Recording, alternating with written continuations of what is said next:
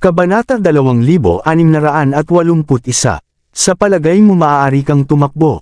Si Severin ay ngumisi at napansin na may mali habang siya ay masaya sa laban. Ang kanyang Dharma physique ay napuno ng lakas ng espasyo.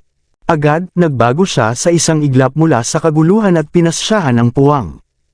Pagkalipas ng isang segundo, ang mga banal na kadena ng pagkasunod-sunod ay sumabog mula sa Dharma na pangangatawan at bumaril hanggang sa kalangitan, na nagreresulta sa isang biglaang pag-freeze ng nakapalibot na espasyo. Makalipas ang ilang minuto, maraming milya na ang layo ni Rupert. Natuwa siya sa kabutihang palad, na mabilis siyang nakapag-react. Gayunpaman, ang kaligayahan ay tumagal lamang ng ilang sandali. Unti-unting, napagtanto niya na may mali. Hindi mahalaga kung gaano kabilis siya lumipad, ang puwang sa paligid niya ay tila nabubuhay at patuloy na ibinabalik siya. Paano ito posible? Si Rupert ay nakabalot sa isang bubble ng espasyo. Kahit na sinubukan niyang lumipad ng maaga, ang bubble ay patuloy na ibinabalik siya sa kung nasaan si Severin. Ang kanyang puso ay napuno ng takot muli. Bilang isang Supreme Paragon, alam niya ang tungkol sa kapangyarihan ng mga patakaran ng espasyo. Ito ang pangalawang pinakamalakas na panuntunan bukod sa mga patakaran ng oras. Hindi makaramdam si Rupert ng labis na pagkabigla kung ginamit ng isang Supreme Paragon ang mga patakaran ng espasyo. Gayunpaman, ang isang Royal Paragon tulad ni Severin ay hindi dapat naabot ang kinakailangan upang magkaroon ng kontrol sa mga patakaran ng espasyo. Iyon ang dahilan kung bakit nagulat si Rupert. Pagkaraan ng ilang sandali, nag-atubiling si Rupert at ginamit ang lahat ng kanyang kapangyarihan. Ang enerhiya ng demonyo ay pinalabas sa paligid niya na naging parang araw. Naghahanda siya upang makatakas sa bubble ng espasyo na nakakulong sa kanya at lumikha ng isang portal upang makatakas. Patuloy na sinusubaybayan ni Severin si Rupert. Nang mapagtanto niya kung ano ang sinusubukan na gawin ni Rupert, ngumisi siya. Sa palagay mo maaari kang makatakas. Ang kanyang Dharma na pangangatawan ay nagpalabas ng isang marilag na aura tulad ng isang napakalaking bundok na tulad ng bundok. Inilipat niya ang kanyang kamay at pinapalakpak ang kanyang mga daliri sa isang hampas kung saan ang mga banal na kadena ng mga order ay nakabalot sa kanyang kamao. Pagkalipas ng isang segundo, ang larangan ng digmaan ay sinaksak ng kapangyarihan ng langit at lupa. Ang puwang ay nanginginig tulad ng hindi pa bago at ang puwang sa loob ng 30 milya na radius ay naging mahirap bilang ginto. Pagkatapos nito, ang banal na kadena ng mga order ay patuloy na pumaligid sa kamay ni Severin. Itinaas niya ang kanyang kamay upang lumikha ng isang pekeng kamay tulad ng isang hand knife. Isang itim na matalim na linya ang lumitaw sa pagitan ng langit at lupa. Tila isang normal na itim na linya ngunit may kakayahang maglaslas at buksan ang puwang. Ang aura ng pagkawasak ay nagbigay ng takot kay Rupert. Isang panginginig ang tumakbo pababa sa kanyang gulugod at ang kanyang katawan ay nanginginig. Maraming mga puwang ang pinutol na bukas habang ang itim na linya ay lumapit sa kay Rupert. Sumigaw siya sa takot habang siya ay nakakulong sa bubble ng espasyo. "Stevie, halika iligtas mo ako." Maraming milya ang layo, si Stevie ay nakikipaglaban ng masigla kay Renault. Bigla-bigla, narinig niya na humingi ng tulong si Rupert. Tumingin siya at nakita si Rupert ay nasa isang sitwasyon na nagbabanta sa buhay. Malakas siyang huminga dahil nagulat siya na ang isang Royal Paragon ay maaaring magbanta at pilitin si Rupert sa isang sulok. Kung hindi siya tumulong, ang tanging pagtatapos para kay Rupert ay kamatayan. Nang walang pag-aaksaya ng anumang oras, binigyan niya ng malaking hampas si Renault at mabilis na lumipad sa kinaroroonan ni Severin. Nakita ito ni Severin. Habang nanlaki ang kanyang mga mata, itinapon niya ang talam ng Lauren Divine upang pigilan si Stevie na salakayin siya. Kasabay nito, ang mga patakaran ng espasyo ay naging mas malakas. Ang marilag na aura ay kumalat at naapektuhan ng higit sa 3,000 milya. Ang itim na linya ay pinutol ang puwang at sa wakas, naabot kung nasaan si Rupert. Hindi, bigyang sigaw ni Rupert. Wala siyang magagawa kundi masaksihan ang puwang sa paligid niya na pinutol sa kalahati dahil siya ay nakakulong sa bubble ng espasyo. Makalipas ang ilang minuto, ang itim na linya ay pinutol sa bubble ng espasyo at ang kanyang puwang. Ang puwang sa bubble ay nabasag sa mga piraso. Habang nangyayari iyon, pinanghawakan ni Stevie ang Lauren Divine Blade. Mapapanood lamang niya si Rupert na pinutol sa kalahati. Mukhang kakila-kilabot ang mukha niya. Sa isang nakamamatay na titig, galit na sinabi niya, "Severin, gaano ka ng ahas?" Si Stevie ay nagsmack sa hangin at lumikha ng isang buhawi. Napakalakas ng pag-atake na nagbigay ng pakiramdam na si Severin na siya ay mamamatay at pupunta sa impyerno. Sa palagay ko ay hindi ako nag-iiwan kundi upang magamit ang sandata na ibinigay sa akin ng nakatatanda. Napangiti si Severin.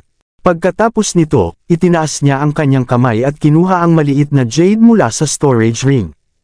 Nang walang pag-aatubili, sinira niya ang maliit na jade. Ang mga sirang piraso ay nagpakawala ng isang nakasisindak na aura sa kalangitan. Ang mga cultivator sa buong Mid-City ay nadama tulad ng kapangyarihan ng langit at lupa na nakatarget sa kanila.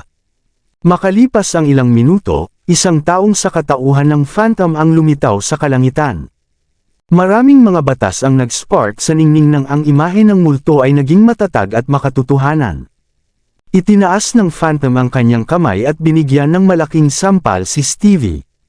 Nanlaki ang mga mata ni Stevie. Mukha siyang nagulat at natakot. Isang semi-immortal. Bagaman ang multo ay hindi isang tunay na semi-immortal, ito ay isang nagtatanggol na jade na hinuhusay ni Adrian mismo. Kaya, mayroon itong kapangyarihan ng semi-immortal. Si Stevie ay isang Supreme Paragon na walang alinlangan, hindi siya tugma sa multo. Wala ring pag-iisip ng pakikipaglaban sa kanyang ulo. Ang kanyang katawan ay sinunog, namatay, naging abo, at sumabog sa pamamagitan ng hangin. Sa puntong iyon, sa wakas na pagtanto ni Reinhold ang nangyari. Pinunit niya ang puwang at nagmamadali kay Severin. Siya ay nasa malaking pagkabigla matapos masaksihan si Stevie na naging abo at patay si Rupert. Severin, hindi sa palagay ko ang tagapagtatag ng Grundy 1 na sagradong lupain ay kasing lakas mo. Pagpatay ng mga Supreme Paragon kapag ikaw ay isang Royal Paragon lamang. Gaano ka mangha-mangha iyon? Nagugulat si Reinhold. Si Severin ba talaga ay isang Royal Paragon? Nag-alinlangan siya. Bagaman sa teknikal na pagsasalita, pinatay si Stevie ng phantom ni Adrian, gayunpaman pinatay ni Severin si Rupert mismo. Inihayag ni Severin ang kanyang kamay sa papuri ni Reinhold at sinabing, "Sapat na iyon. Magmadali at i-refill ang iyong espiritual na enerhiya. Hindi tayo maaaring mag-aaksaya ng oras dito at maghintay para sa iba pang mga miyembro ng Primordial Sacred Land na darating at hanapin tayo." Inutusan si Rupert na bantayan ang hangganan ng Mid-City at North Sea at patayin sina Severin at Reinhold kung nakita nila sila. May mataas na posibilidad na maaaring magkaroon ng iba pang mga Supreme Paragon ng mga miyembro ng Primordial na sagradong lupain na malapit din.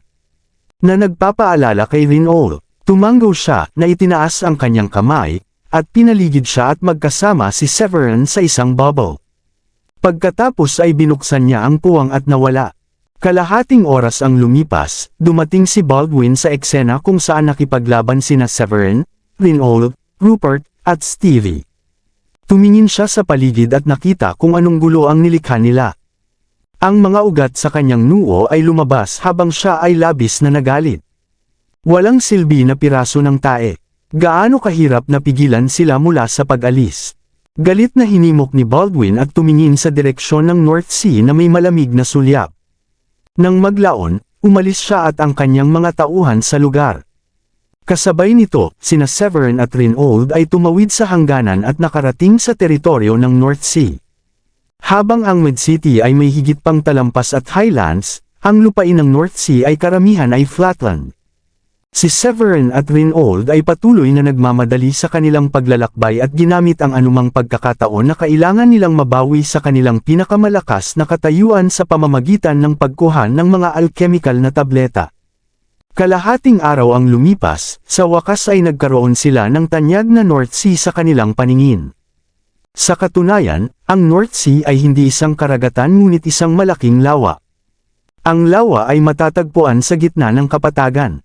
Ang damo ay berde dahil sa tubig ng lawa at isang magandang lugar sa mga hayop ng bukid tulad ng mga baka at tupa.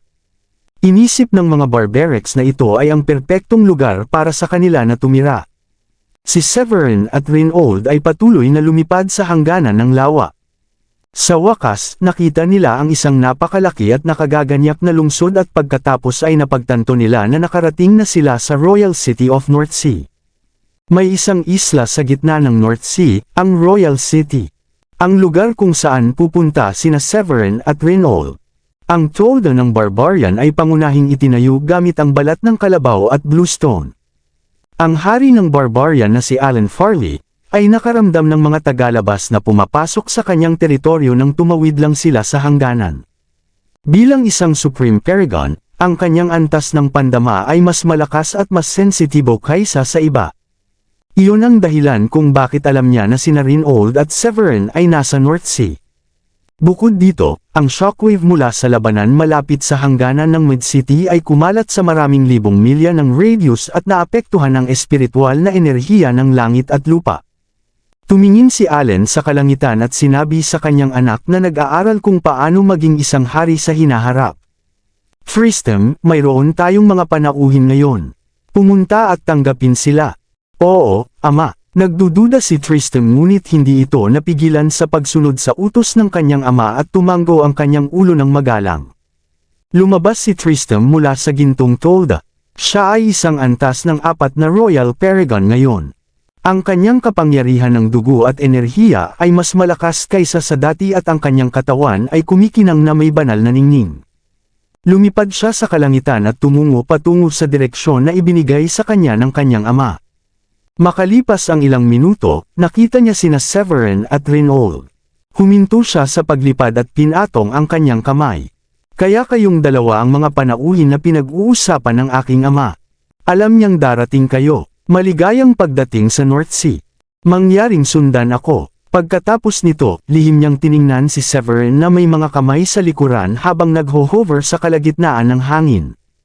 Pakiramdam niya ay tinitingnan niya ang kalawakan ng kalangitan at lupa, sa halip na si Severin. At hindi rin niya maramdaman ang anumang pagbabago bago sa pagkamit ni Severin. Bumagsak ang kanyang puso at nadama na labis na nalulumbay. Sapagkat hindi niya inaasahan na mapabuti si Severin ng mabilis. Hindi pa nagtagal, si Severin ay nasa parehong antas pa rin sa kanya. Ngayon ay hindi na siya malapit sa kay Severin. Tumango si Severin na may ngiti habang patuloy na tinitingnan siya ni Tristram nang may sorpresa. Kumusta, Tristram? Pinahahalagahan namin ito kung maaari mong ipakita sa amin ang paraan.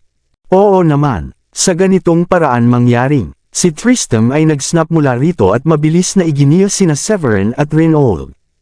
Sa gabay, mabilis na dumating sina Severin at Reynold sa isla. Tumingin sila mula sa itaas sa lungsod at napagtanto na ito ay isang buhay at nakagaganyak na lungsod. Nakagulat iyon sa kanya. Ito ay buhay na halos kapareho ng kabisera ng lungsod ng Delhi.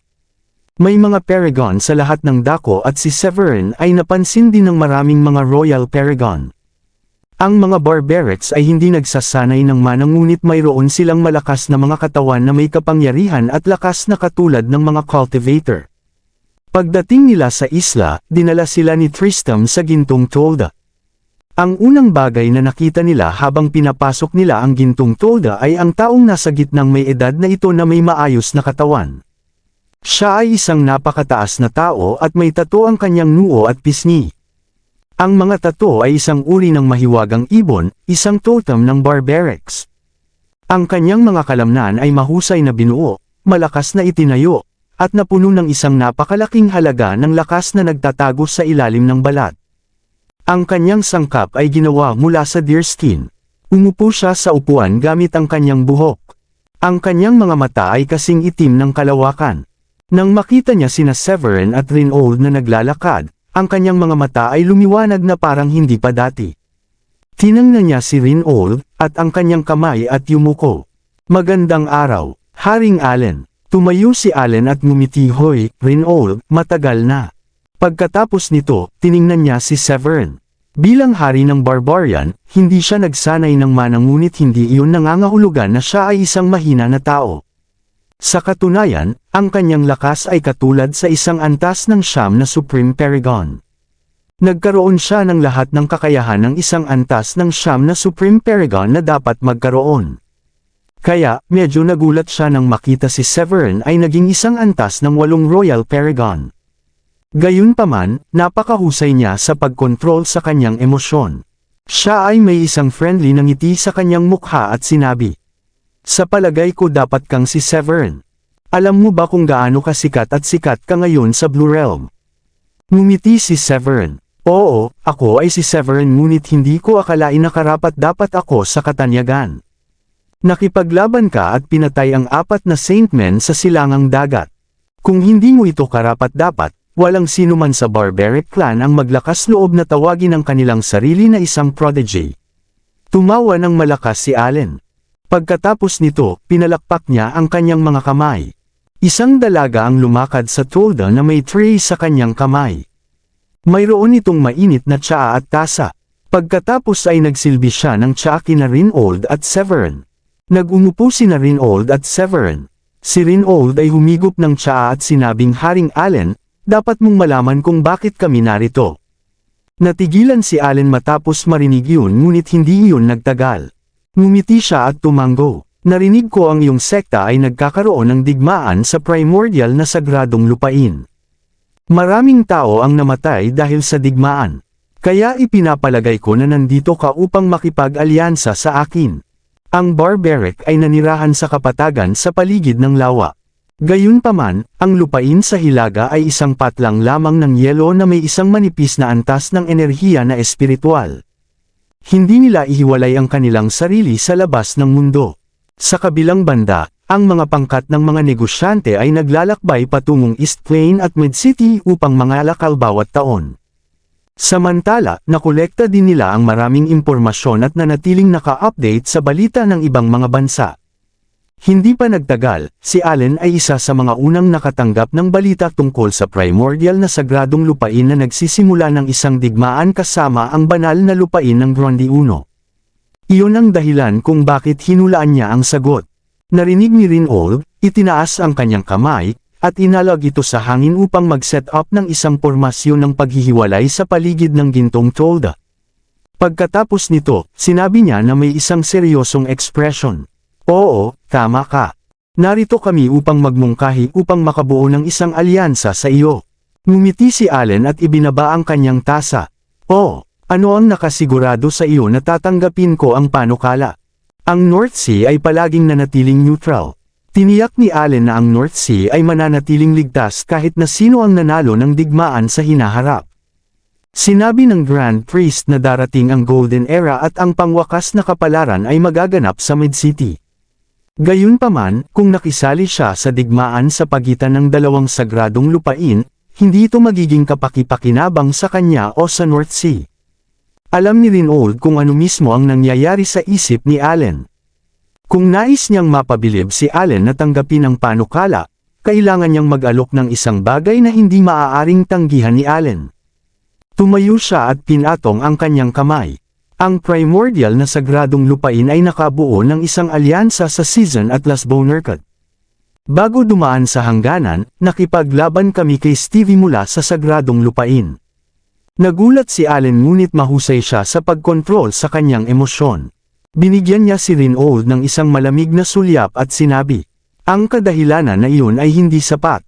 Ngumisi si Rinold at sinabing, "Hindi ito ang aking nakatatanda na pumatay kay Darius sa panahon ng labanan sa silangang dagat. Ang Evil Tribe at ang Yellow Ghost Tribe na sagradong lupain ay sumang-ayon na sumali sa kamay kasama ang primordial na sagradong lupain din." Kaya, ang matandang si Adrian ay gumawa ng isang matapang na pag-aakala na ang primordial na sagradong lupain ay maaaring nakipagtulungan kasama si Anstora. Tumalon si Allen mula sa kanyang upuan at mahigpit na sinabi ng isang galit na mukha. Wala siyang patunay. Si Tristram ay nasa pulong din. Ang kanyang ekspresyon ay nagbago ng malaki at ang kanyang katawan ay nagsimulang umiling. Ang North Sea Barbaric Clan ay ang mga inapo ng bloodline ng 12 tagapangalaga ng Green Emperor. Maraming salamat sa lahat ng sumusubaybay. Please subscribe and follow my YouTube and Facebook channel, Filipino Novel. Maraming salamat po. Kabanata 2685 Maraming libu-libong taon na ang nakalilipas, ang Blue Realm ay walang iba kundi isang desyerto na lupain. Malaya ang mga ligaw na hayop na lumibot at pinasyahan ang karamihan sa mga lugar. Ang tao ay mahina at puny. Ang iba't ibang mga angkan at tribo ay nagsulat ng mga ligaw na hayop bilang kanilang mga kabuuan at nanalangin sa kanila kapalit ng mga pagpapala at proteksyon mula sa mga Diyos. Iyon ang pinagmula ng barbaric totem. Bagaman wala ng ligaw na hayop sa North Sea ngayon, ang pagsasagawa ng pagsipsip ng espiritual na enerhiya ng langit at lupa sa pamamagitan ng mga totem upang mapangalagaan ang katawan ay naipasa mula sa henerasyon hanggang sa henerasyon. Ang pagsamba sa totem ay ang unang pamamaraan na nakuha ng lahi ng tao, ang malalakas na kapangyarihan. Kasunod nito, ang lahi ng tao ay naging mas maunlad. Ang mga pangunahing angkan at tribo ay pinagsama. Isang araw, natuklasan ng isang henyo ang lihim ng kapangyarihan ng dugo at enerhiya sa pamamagitan ng pag-obserba kung paano huminga at lumabas ang ligaw na hayop. Batay sa lihim, nilikha niya ang martial arts at tinulungan ang lahi ng tao na lumakas. Sa lahat ng mga tao na nag-ambag ng malaki sa pag-unlad ng lahi ng tao, ang Green Emperor ang pinakadakila. Matapos ipakilala ng Green Emperor ang kanyang pangalan, pinangunahan niya ang lahi ng tao at pinatay ang mga sinaunang ligaw na hayop at pinuksa. Iyon ang pangunahing insidente na humantong sa lahi ng tao na tumaas mula sa ilalim. Matapos ang Green Emperor na naging isang celestial at umakyat, ang kanyang 12 general ay nagboluntaryo upang bantayan ang bawat sulok ng Blue Realm. Nag-iwan din ng babala ang Green Emperor sa lahat na kailangan nilang bantayan at subaybayan ang mga ninunong na nakulong sa lupang ninuno. Pagkatapos nito, maraming mga cultivator ang pupunta sa dike upang mapalakas at palakasin ang selyo bago sila umakyat. Sa paglipas ng taon, ang ilan sa mga inapo ng 12 general ay patuloy na ginagawa ang tulad ng sinabi sa kanila habang ang iba ay matagal nang nakalimutan ang babala. Ang mga barbarics ay isa sa mga inapo ng 12 general. Ang kanilang nakatatanda ay pinatay ni Anstora nang maglingkod siya sa Green Emperor. Ang barbaric ay naalala ng mabuti na si Anstora ay hindi dapat palayain. Ang salungatan sa pagitan ng barbaric at ni Anstora ay nananatili ngayon. Kaya, ang katawan ni Tristram ay nanginginig nang marinig niya ang primordial na sagradong lupain at si Anstora ay nagtutulungan. Naglagay si Allen ng isang seryosong mukha at tinignan si Rinold na may malamig na sulyap habang pinipilit si Rinold upang sabihin pa upang patunayan kung ano ang sinabi niya. Ang isang matapang na pag-aakala ay hindi sapat para sumang-ayon si Allen na maging kaalyado ng Grundy I. Sa heograpiya, ang North Sea ay matatagpuan sa malayo kaysa sa iba. Wala silang anumang salungatan sa alinman sa Evil Tribe, Yellow Ghost Tribe, o ang primordial na sagradong lupain. Walang dahilan para sa kanila na makisali sa digmaan. Kahit na ang semi-immortal, si Darius, mula sa Dragonoid, ay napatay sa laban. Hindi naniniwala si Allen na maaaring mabuhay ang barbaric kung sumali sila sa digmaan. Nakita ni Severin kung ano ang nangyayari at tumayo. Napangiti siya ng mahina at sinabing, King Allen, ang iyong mga tao ay maswerteng magkaroon sa iyo bilang kanilang hari, dahil mahal na mahal mo ang iyong mga tao. Gayunpaman, hindi ko akalain na ikaw at ang iyong mga tao ay may pagpipilian na manatili sa oras na ito. Ang primordial na sagradong lupain, Evil Tribe, at ang Yellow Ghost Tribe ay hindi titigil hanggang sa makarating sila. Pinag-aralan ni Severin ang kasaysayan ng barbaric dati kaya alam niya ang tungkol sa kung gaano kalaki ang pagkasuklam ng barbaric sa kay Anstora. Matapos ang isang bahagyang pagpos, nagpatuloy siya, sumang-ayon ang Delhi na magtrabaho sa amin. Natigilan si Allen matapos marinig iyon. Hindi inaasahan iyon. Ang Delhi ay may pinakamalakas na hukbo sa Blue Realm. Ang Royal ng Delhi ay nagsagawa ng kasanayan sa fortune na nagsasabi. Isang kasanayan na naglalaman ng kapangyarihan ng mga patakaran ng kapalaran at maaaring sabihin ang kapalaran ng isang tao. Kung ang tao ay sapat na malakas, makakakita siya ng mga sirang piraso ng hinaharap ng isang tao. Iyon ang dahilan kung bakit ang Delhi ay may kapangyarihan at impluwensya na kasing lakas ng isang sagradong lupain noong ito ay isang bansa lamang. Ngayon na nalaman ni Allen na sumang-ayon ang Delhi, mapipigilan niya ang kanyang isip na timbangin ang lahat ng mga kalamangan at kahinaan. Samantala, ang Grand Priest na si Jackson Farley, ay sinusubaybayan ng gintong Tolda sa loob ng sagradong bundok. Itinaas niya ang kanyang kamay at nagsumite ng isang spell. Agad, ang kanyang mga mata ay nakatingin sa isang galactic universe. Tulad ng nangyari sa kapanganakan at pagkawasak ng galactic universe, mabilis na sumulong ang nakapaligid na espasyo at oras. Sa panahong iyon, lumulutang si Jackson sa ilog ng oras. Sa loob lamang ng isang minuto, nakita ni Jackson ang selyo ni Anstora, na sinira ang dike, at ang bawat nabubuhay na nasa Blue Realm ay namatay. Nagsuka si Jackson ng isang subo ng dugo sa kanyang bibig. Ang kapangyarihan ng ilog ng oras ay masyadong malakas. Ang pagsilip kahit na kaunti lamang sa hinaharap ay naging sanhi ng pagtanggap ni Jackson mula sa mga patakaran ng langit at lupa. Pinunasan niya ang dugo mula sa kanyang bibig. Sa kabila ng nasaktan, nakita niya ang nais niyang makita. Wala siyang nasayang na oras, pinunit ang puwang, at lumitaw sa gintong Tolda. Nabigla si Allen nang makita siya. Grand Priest. Ang Grand Priest ay ang tanging semi-immortal na naiwan sa barbaric. Sa isang normal na araw, bahagya niyang ipinakita ang kanyang sarili sa paligid at mananatili sa sagradong bundok na pagsasanay. Bakit siya lalabas dito ngayon?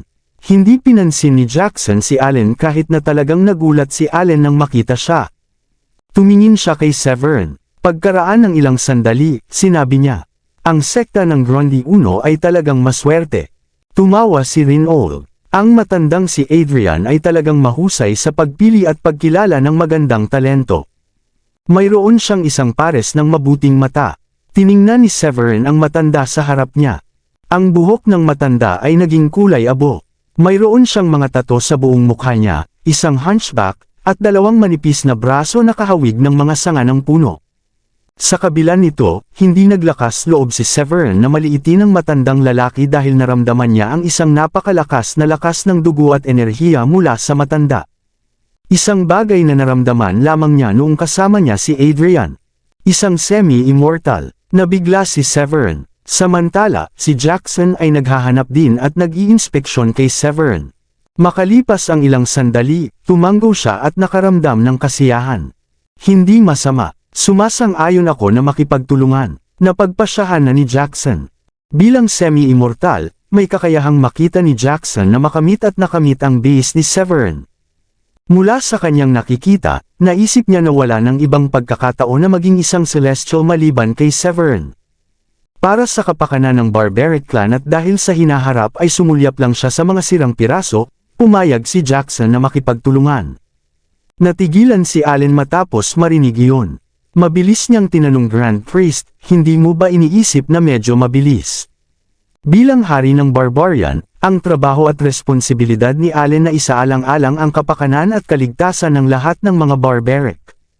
Sa kanyang palagay, hindi niya inakala na ito ay isang desisyon na maaaring gawin sa loob ng isang maikling panahon. Sa makatuwid, nag-alinlangan siya at nagulat nang makita si Jackson na sumang-ayon sa kooperasyon ng hindi nagtanong o mag-imbestiga pa. Napangiti si Jackson ng mahina. Naunawaan niya kung bakit tinanong ni Allen ang tanong na iyon. Inaasahan ni Allen na isa sa alang-alang niya ng matalino dahil sa angkan. Gayunpaman, alam ni Jackson na kailangan niyang sumang-ayon dahil ang mga oportunidad na tulad nito ay hindi madalas dumating. Hindi lahat ay magpapahiram ng kamay kapag ang isang tao ay nasa problema. Gayunpaman, ang mga gumawa nito ay maaalala magpakailanman. Ang pag-iisip sa pag-iisip na iyon, iniwas ni Jackson ang kanyang kamay kay Allen at sumeryoso. Napag-isipan ko na ito. Si Severin ay gagawa ng magagandang bagay sa hinaharap. At nakalimutan mo ba na si Anstora ang ating kaaway? Hindi natin hahayaan siyang magkaroon ng kanyang mga paraan at patayin ang bawat buhay na nasa Blue Realm. Bagaman mayroon pa ring pag-aalinlangan at hindi kasiya siya sa isip ni Allen, nagpasya siyang sumunod kay Jackson. Hindi mahalaga kung ano ang nangyari, ang kanilang pinakamalaking kaaway ay si Anstora pa rin. Inikot ni Allen ang kanyang kamay kay Tristem at sinabing Severin, Rinold, maaari kayong manatili dito sa loob ng 2 araw. Maaari nating gamitin ang oras upang pag-usapan ang higit pa tungkol sa kooperasyon. Kailangan nating magplano ng magkasama kung kailan tipunin ang ating mga sundalo at kung paano lumaban sa digmaan. Tumango agad si Rinol. Siyempre, ang 2 araw ay perpekto. Maaari rin nating maglaan ng oras upang maglakad-lakad at humanga sa iyong bansa. Pagkatapos nito, iniwan ni Rinol at Severin ang gintong tolda. At naghintay si Allen hanggang sa ganap na sila ay umalis bago nagtanong sa kanyang isipan. Grand Priest, paano mo magagawa ang desisyon ng hindi kumonsulta sa akin? Galit na tanong ni Allen. Ngumiti si Jackson. Ano ang mali? Galit ka ba na hindi ako nakikipag-usap sa kanila bago sumang-ayon na magtulungan? Nagagalit ka ba dahil sa palagay mo ay hindi ko iniisip ang hinaharap ng ating mga tao? Mabilis na umiling si Allen at ipinagpalit ang kanyang galit na mukha ng isang nakangiting mukha. Hindi yun ang ibig kong sabihin. Sumagot si Jackson ng may panunuya bago siya magsimulang makipag-usap. Hindi ako nakikipag-usap sa sagradong lupain ng Grundy 1 dahil nakita ko ang kinabukasan ng ating angkan sa ilog ng oras. At para sa hinaharap ng ating angkan, kailangan nating magtiwala at suportahan si Severin. Tumalon si Allen mula sa upuan at bumulalas. Sa anumang paraan ay nag-aalinlangan si Allen kay Jackson dahil si Jackson ang dakilang pari ng kanilang angkan at semi-immortal. Si Jackson ay kasing lakas ng mga matatanda mula sa iba pang mga sagradong lupain. Alam ng semi-immortal ang mga patakaran ng langit at lupa. Ang mga mas malakas ay maaaring makita ang hinaharap. Tulad ng maharlikang pamilya ng Delhi. Nagkaroon sila ng pinakamalakas at pinakapopular na pamamaraan ng banal, ang kapalaran na nagsasabi ng kasanayan. Ang tanging kapalaran na nagsasabi ng banal na pamamaraan na magagamit sa Blue Realm. Bagaman hindi isinagawa ng Barbaric ang diskarteng banal na ito, ang Barbaric ay nagkaroon ng totem spell upang makatulong na kumonekta sa langit at lupa. Ito rin ang unang pamamaraan ng paggamit na binuo ng Barbaric. Ang sinumang pinagkadalubhasaan nito ay maaari ring tumingin sa hinaharap sa pamamagitan ng ilog ng oras. Binuksan ni Allen ang kanyang bibig at lumaki ang kanyang mga mata. Laking gulat niya na naramdaman niya na ang kanyang puso ay malapit ng tumalon mula sa kanyang lalamunan. Ang kinabukasan ng Barbaric ay nakasalalay kay Severin. Ang impormasyong ito ay labis na nakakagulat kay Allen. Gayunpaman, kailangan niyang tanggapin ito sapagkat si Jackson ay hindi mukhang nagsisinungaling o nagbibiro. Sa kabila nito, nakaramdam pa rin siya ng pagkabigla at medyo natatakot. Grand Priest, sinasabi mo ba na sigurado kang si Severin ay magiging isang celestial at umakyat? Bumagsak si Allen at nagtanong ng may kaguluhan at pagkabalisa. Sa ngayon, si Severin ay isang antas lamang ng 8 Royal Paragon. Kailangan niyang isulong ang 2 higit pang mga antas upang maging isang Supreme Paragon. Teknikal na pagsasalita, malayo pa rin siya sa mahabang paraan na sinusubukan na maging isang celestial. Tumango si Jackson. Oo, si Severin ang ating kinabukasan. May hawak siyang mahusay na swerte at may makapal na antas ng lilang aura. Mayroon ding isang bagay na hindi inihayag ni Jackson. Naramdaman niya ang aura ng Green Emperor mula sa kay Severin. Sino ang Green Emperor? Ang pinuno ng dakilang ninuno ng Barbaric at ang taong tumulong sa lahi ng tao na tumaas at lumakas. Ang Barbaric at si Anstora ay naging mga kaaway mula pa noong matagal na panahon.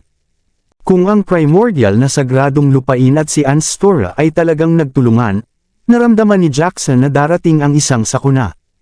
Kung may mali, ang Barbaric ay maaaring harapin ang pagkapuksa. Iyon ang dahilan kung bakit hindi nag-bargain si Jackson at sumang-ayon na magtrabaho kasama ang Grundy 1 na sagradong lupain. Si Allen ay may halo-halong damdamin matapos malaman ang lahat mula kay Jackson. Nung may sasabihin pa siya, nagsalita si Jackson. Bigyan si Severin ng konsepto ng paggunita. Dapat tayong tumulong kapag nahihirapan siya. Sa ganitong paraan siya ay magpapasalamat. May isa pang pagkabigla si Allen. Grand Priest, ang konsepto ng paggunita ay ang pinakamahalagang pamamaraan ng pagkakamit ng ating angkan. Hindi niya naisip na makipagtulungan kay Severin nang hindi humihiling ng anumang pagbabalik dahil nauugnay ito sa hinaharap ng angkan. Gayunpaman, hindi niya matatanggap ang pagpapaalam kay Severin na malaman ang konsepto ng paggunita nang hindi na ibalik ang anumang bagay. Ang barbaric ay hindi nagsasanay ng mana dahil nakatuon lamang sila sa pagbuo ng kanilang pangangatawan. Bahagi ng kasanayan ay ang pag-obserba at pagkatulad sa sinaunang ligaw na hayop. Kaya, ang kanilang nakatatanda ay lumabas na may isang pamamaraan na tinatawag na konsepto ng paggunita. Matapos ang pagpapabuti na ginawa ng Green Emperor, itinuturing na pangunahing pamamaraan ng mga barbarics. Parang mabaliw si Allen kung ibigay lamang ito kay Severin. Mabilis na tinanggihan ni Allen at nagsalita ang kanyang isip. Grand Priest, sumasang-ayon ako na makipagtulungan kay Severin ngunit hindi ko matatanggap na ibigay ang konsepto ng paggunita sa kanya. Ang konsepto ng paggunita ay ang pangunahing pamamaraan ng ating angkan. Paano kung si Severin ay walang pag-iingat sa pag-iingat nito at basahin din ito ng ibang tao? Paano natin ipagpapatuloy ang pamumuhay sa Blue Realm kapag alam ng lahat ang ating lihim? Ang kasanayan ay pareho sa iba pang mga sagradong lupain. Kung ang isang tao ay hindi sinasadya o sinasadyang nagnakaw at natutunan ang pangunahing pamamaraan ng isang angkan o isang sagradong lupain na walang pahintulot, papatayin siya o mapipilitang sumali sa lipi o sa sagradong lupain. Walang magagamit na pangatlong pagpipilian. Bilang hari ng barbarian, responsibilidad at trabaho ni Allen na isipin hindi lamang para sa kanyang sarili kundi pati na rin sa kapakanan ng kanyang bayan. Sa sandaling iyon, alam ni Jackson na walang makakambansi kay Allen na baguhin ang kanyang isip. Siya tumawa at sinabing, nag-isip ako. Makikita mo ang pagbibigay ng konsepto ng paggunita sa kay Severin ay makakatulong lamang sa atin sa hinaharap. Nais ni Allen na sabihin pa ngunit lumingon na si Jackson at iniwan ang gintong tolda. Samantala, sinabihan si Tristram na dalhin sina Severin at Reynold na maglakad sa paligid ng lungsod. Sa lalong madaling panahon, nakita ni na Severin at Reynold kung paano maayos, masigla, at maunlad ang lungsod. Maraming tao ang sumigaw upang maakit ang mga customer sa kanilang shop. Ang tradisyonal na barbaric na sangkap ay naiiba sa iba pang mga lungsod ngunit maliban doon, ang lungsod ay pareho lamang sa Eastern Sea City. Mayroong lahat ng mga uri ng mga tindahan na nagbebenta ng iba't ibang mga item. Maya-maya, sina Tristram, Severin, at Reinhardt ay nasa plaza sa gitna ng lungsod. Ang mga tao ay nasa lahat ng dako at parang nakatayo sila sa paligid ng isang monumento ng bato na sumusubok sa isang bagay. Tumingin si Severin at nakita ang itim na monumento na bato. Ito ay halos 100 talampakan ang taas na may isang malakas na aura at mukhang napakamarilag. Mayroong isang listahan ng mga pangalan sa monumento ng bato. Si Jackson Farley, 1,000,000 kapangyarihan ng Sky Solid. Alan Farley, 500,000 kapangyarihan ng Sky Solid. Tristram Farley, antas ng 4 na Royal Paragon, 40,000 power of Sky Solid. Iyon ang nangungunang 3 pangalan sa monumento ng bato. Tumawa si Tristram at ipinaliwanag kina Severin, Reynold. Ito ang walang katapusang lakas ng monumento. Ayon sa kasaysayan, itinayo ito ng Green Emperor para sa aking lipi upang masubukan ang lakas ng ating katawan. Nang marinig iyon ni Severin, naging interesado siya sa monumento. Ito ang kauna-unahang pagkakataon na narinig niya ang anumang bagay tungkol sa kasaysayan ng Barbaric Clan. Nakakagulat, ang kasaysayan ng Barbaric Clan ay talagang nauugnay sa Green Emperor. Ang Green Emperor ay nag-ambag ng labi sa kanilang buhay sa lahi ng tao na hanggang ngayon, marami pa rin ang kumakanta ng kanyang mga papuri. Kung ang walang katapusang lakas ng monumento na ito ay nilikha ng Green Emperor, dapat mayroong isang tampok na pambihira.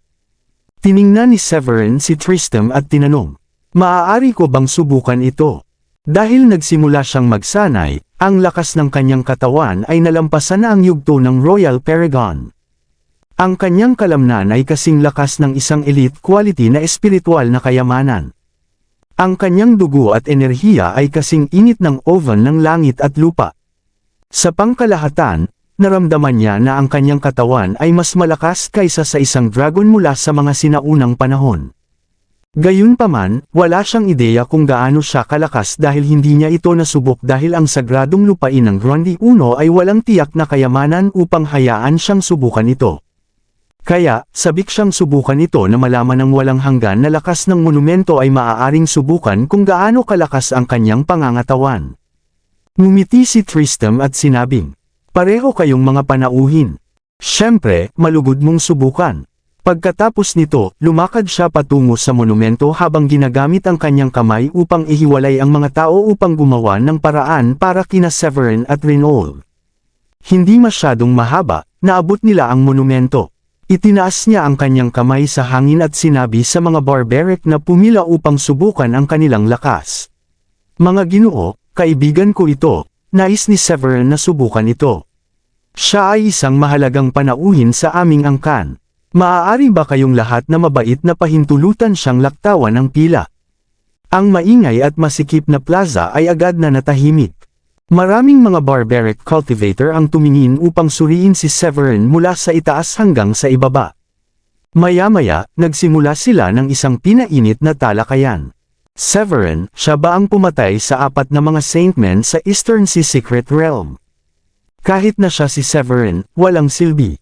Ang walang katapusang lakas ng monumento ay ginagamit upang masubukan ang lakas ng katawan ng isang tao. Tumingin sa kanya, siya ay sobrang manipis at maliit. Hindi ko akalain na magagawa niya ito sa tuktok na daan. Hahaha, huwag mong maliitin ito. Well, totoo ito.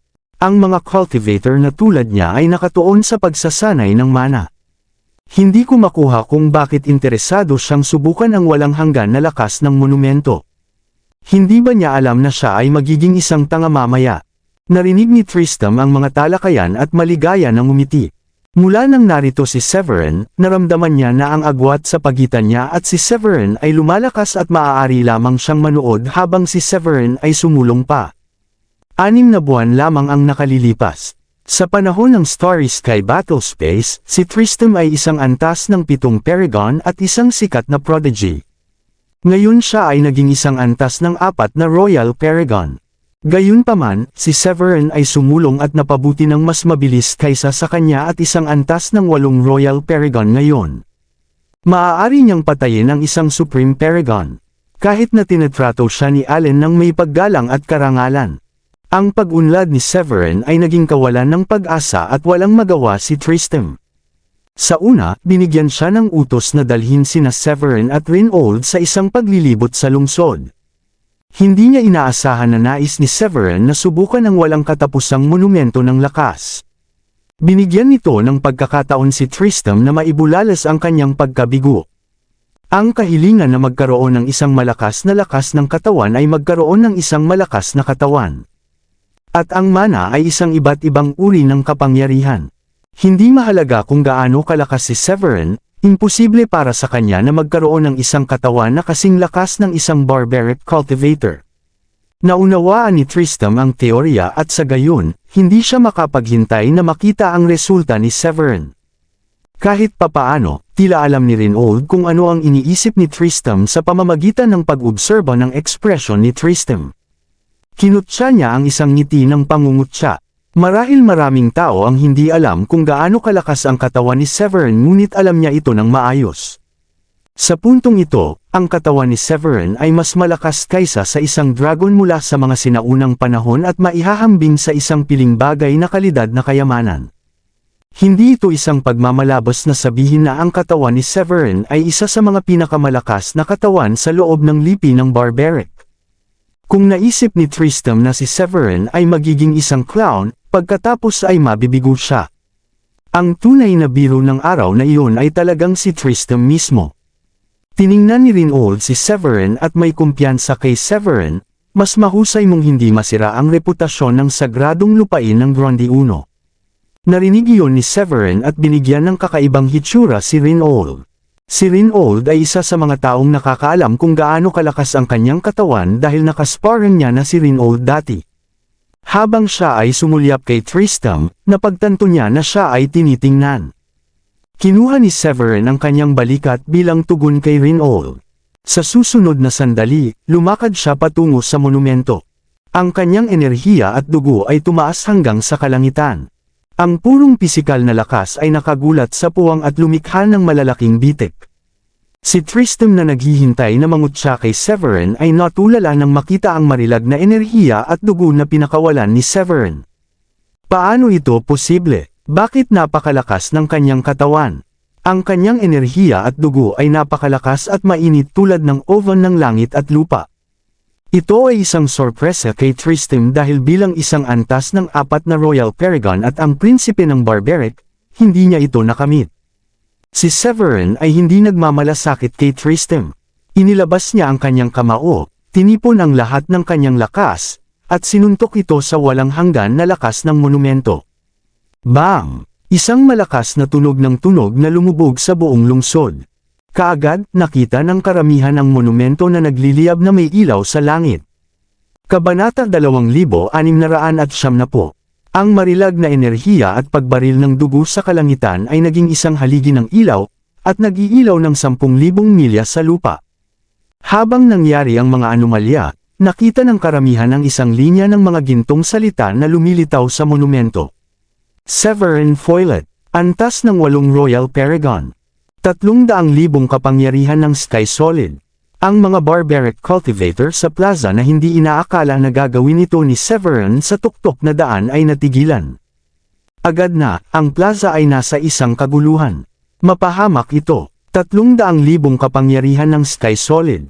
Paano niya ito nagawa? Nasa ikatlong lugar siya. Tanging ang Grand Priest at Hari ng Barbarian ang mas malakas kaysa sa kanya. Wala nang iba sa parehong yugto ng kanya sa angkan ay mas malakas kaysa sa kanya. Hindi siya isa sa atin ngunit bakit mayroon siyang napakalakas na katawan? Oh, Diyos ko! 300,000 kapangyarihan ng Sky Solid. Isang strand ng enerhiya ng langit at lupa na timbang ng isang bundok at maaaring sirain ang 100 milya ng lupa. Ang mga Barbaric cultivator sa plaza ay natigilan sa resulta. Ang Barbaric ay ang mga inapo ng general na sumunod sa Green Emperor. Ang paraan ng ipinahayag ng angka ng kanilang kapangyarihan ay ang parehong paraan tulad ng oras pabalik sa nakaraan na kung saan ay ang katangian ng ligaw na hayop. Karaniwan, ito ay isang unit ng isang baka, isang tigre, isang elepante, isang dragon, at enerhiya ng kalangitan. Ang lahat ng ito ay naglalaman ng aura ng hindi sibilisado. Ang baka ay isang sagradong baka. Ang bawat baka ay kumakatawan sa 10,000 pounds ng napakalaking lakas. Ang tigre ay kilala bilang White Tiger, isang karaniwang ligaw na hayop sa Blue Realm. Kinakatawan nito ang 100,000 lakas. Ang elepante din ay ang ligaw na hayop mula sa hindi sibilisadong panahon. Kinakatawan nito ang 1,000,000 lakas. Samantalang, ang dragon ay kumakatawan sa 1,000,000,000 lakas. Panghuli, ang enerhiya ng kalangitan ay ang unit na kumakatawan sa pinakamataas na lakas.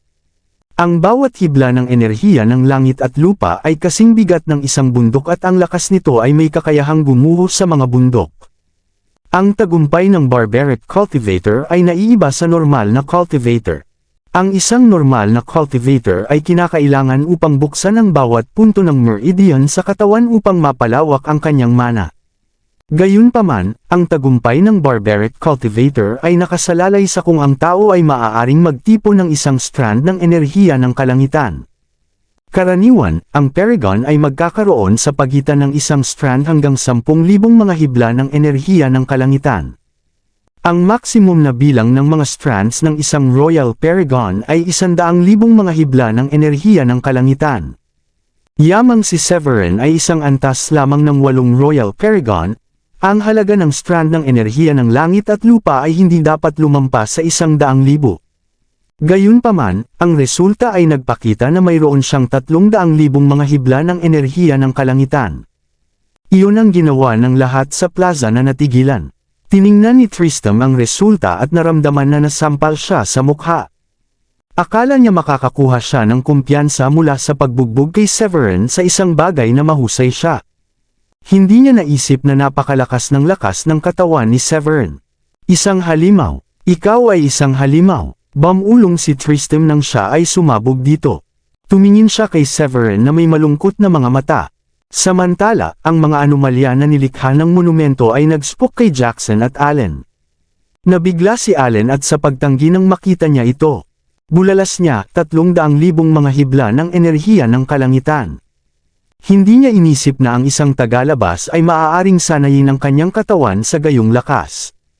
Bigla, naalala niya ang panukalang nabanggit ni Jackson na nagbibigay kay Severin ng konsepto ng paggunita. Pagkatapos ay naintindihan niya ang lahat. Ngumiti siya ng mapait. Sa palagay ko ay dapat alam ng Grand Priest kung gaano kalakas ang katawan ni Severin. Nakarating lang si Jackson sa banal na bundok. Hinaplos niya ang kanyang balbas at nakaramdam ng kasiyahan. Isang Royal Paragon na may 300,000 mga hibla ng enerhiya ng kalangitan. Si Severin ay sobrang natitirang. Oh, well, sa palagay ko talaga ang konsepto ng paggunita ay magiging kapaki-pakinabang para sa kanya. Ito ay makakatulong sa kanya upang maging isang celestial.